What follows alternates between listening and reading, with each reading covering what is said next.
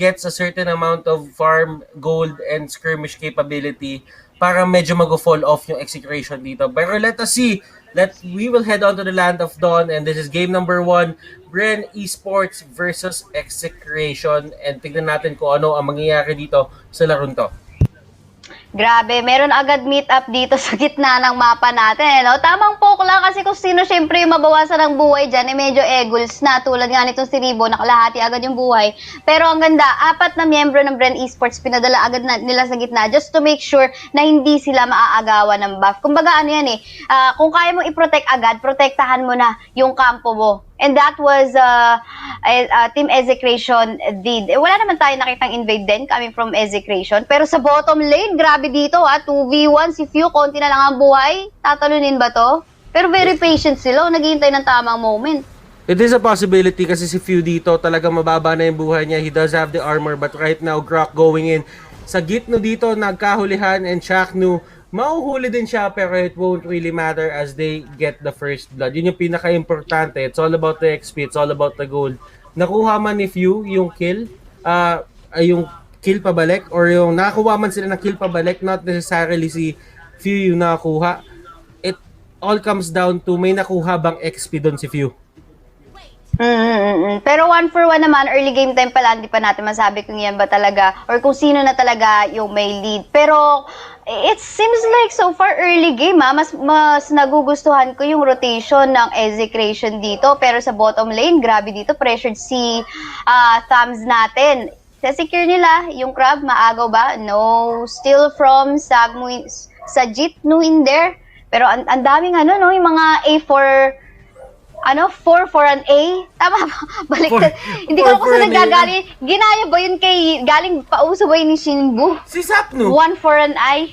Si Zapnu mismo. 4 for an A. Si Zapnu rin no? Diba? 4 for an A. Siguro doon talaga galing. Pag Execration ka. Pero alam mo, ang isa sa mga tinitignan ko dito, si Hate hindi ginagawa yun. Kasi yung A niya dito, A pa rin. RIBO dito, getting stock, tignan natin, will they try to fight this? And they're baiting it 100%. They know na walang idea dito sa brush, yung side ng Execration. But onto the bottom lane, talagang maglalaban tong dalawang to. PHEWW on the other hand, medyo mababa yung kanyang mana dito. So he won't be forcing it a lot. Pero kasi, alam mo yun, as long as walang dumadalaw dito sa may baba, wala din magkakapatayan. Isa sa mapapansin mo na ginagawa ng Execration dito, it seems like they're punishing as to where the Esmeralda is laning, which is sa bot. Talagang iniikutan na nila na iniikutan. But for the meantime, marami tayong makikita ata dito. Si Chaknu, medyo delikado ang buhay, kulang kalahati. Pero syempre, that is a Grok, hindi mo agad mapapunish yan. They're trying to contest this turtle side right now. Let's see what's gonna happen next. For the meantime, tamang pakiramdaman lang muna.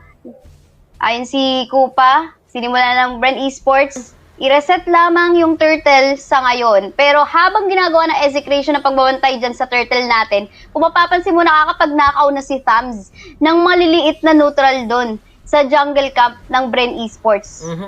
Alam mo, kay Saya, you really have to think about RIBO dito dun sa far side niya. Yes, it's a good hero, pero kasi BENNYQT has the hold on Cho. Ibig sabihin, ang Cho madali pumunta sa may backline So once nahanap ni BENNYQT dito si Farsa, there is a chance na ma-burst down na lang siya ng parang wala lang. But although on the side of Bren Esports, I know that LUSTY has a certain amount of control kapag ka naglalaro siya. So I really think na protektado naman kahit pa paano dito si RIBO. They just have to be very careful. Kasi if BENNYQT activates yung X-Factor niya dito, katulad dito ginagawa niya ngayon, then it's going to be a problem for them and they will just go back. And look at LUSTY dito with a perfect setup, and that was a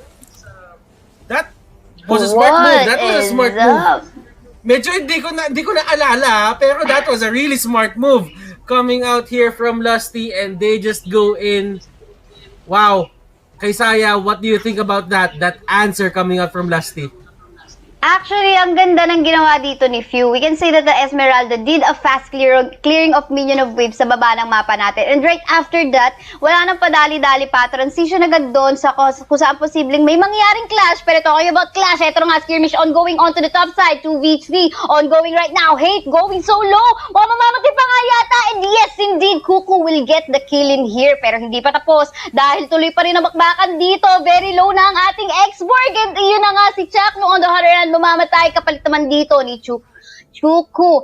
Ang daming palitan ng kills and that was a great skirmish going on to the top side part of the map natin. Pero dito si Few, habang nangyayari yon, look at that clear of minion waves ulit sa bot. And ang ginagawa dito ng Esmeralda, clear na minion waves, and after that, hindi siya talaga magpupush muna eh. Gagawin niya, a-assist muna siya sa ibang lanes, makiklear siya para hindi na nasushow yung minion waves nila.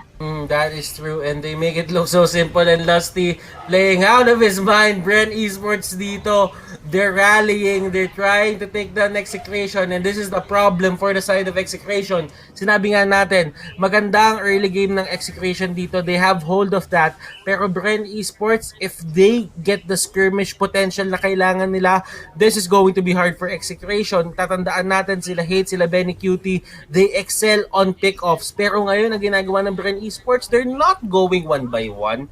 Ang ginagawa nila kay Saya, they're trying to go as 5. And that is a huge problem for the side of Execration. Uy, Esmeralda, mukhang tsitsempuhan sana na Execration dito, pero KARLTZY on the way, Few doon, delikado ang lagay, yun nga lang, knockout shield, oh look at that, KARLTZY, makakakuha pa nga ng kills, Chuck no as well, delikado ang lagay, pero syempre, tangkian, hindi muna, si Hate dito, super low in HP, hahabulin pa nga, yes indeed, na-stun, pero eto, may konting delay nga lang, pero mamamatay nga rin din naman in the end, also E2 Max will fall down, that was a win para sa side ng Bren Esports, sa bandang baba ng mapa natin, mukhang hindi na sila mapagpapatumpik-tumpik pa dahil they're gonna go move forward para sa tier 2 turrets sa bottom lane. And they make it look so simple. Wow.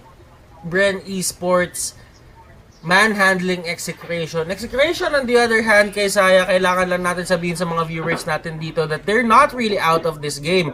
Bren Esports has hold of this game. Pero alam mo, ito lang eh, ang kailangan mo na nalalahanin dito is Bren Esports, they might actually make mistakes down the line. If they're not careful at meron silang gawing asset moves dito, pwedeng makabawi Execration. But the thing about it is, hindi ko kasi masyadong nakikitang nagkakamali basta-basta ang Bren Esports. If you want to make them, make mistakes, you force the mistakes out of them. And that's the difference between pro teams and the amateur teams. Kasi talagang Bren Esports dito, they will push your buttons. They will pressure you. And that's one of their specialties. Kaya nilang gawin yung mga pinakaayaw mong ginagawa nila.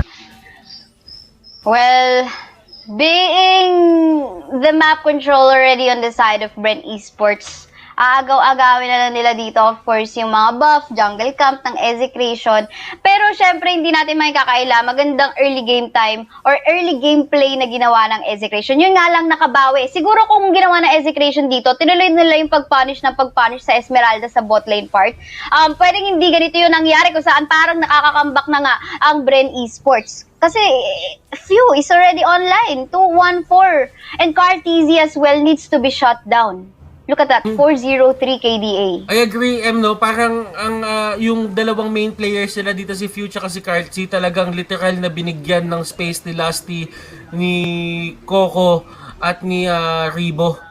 Ito yung nangyayari. Although si RIBO dito, look at RIBO, 007, very efficient, not getting any kills, pero alam mo, binigay niya lahat sa mga cores niya. And that really says a lot of their team play dito as of now. KARLTZY being the prodigy that he is, not a prodigy, but a prodigy. Alam mo yon, ang hirap kasi kontrolin ng batang to eh. Kumbaga, meron siyang mga ways or mga moves na hindi mo i-expect at siya lang yung gagawa ng mga bagay na ganon. And LUSTY going in, walang aabutan. What do you think, kay Saya? What does Execration have to do right now to come back from this game? This is a 10-2 ang scoreline natin. Bren Esports, they look like they really want to end this early. They have to kasi wala silang marksman sa side There is nila. a fight happening, wow. And that was fast. Napaka-simple, napaka-smart ng mga moves na pinapakita dito ng Bren Esports. Execration on the other hand, they're getting caught alam mo yon, they're getting caught empty-handed sa mga bagay na to. They should be getting a bit of an exchange kapag ka nagkakaroon sila ng laban. But still, Bren Esports, they really make it look so simple. Wow, Execration, they have to find a way to come back from this. Alam natin na kayang-kaya naman nila, pero Bren Esports, they're not giving that window kay Saya.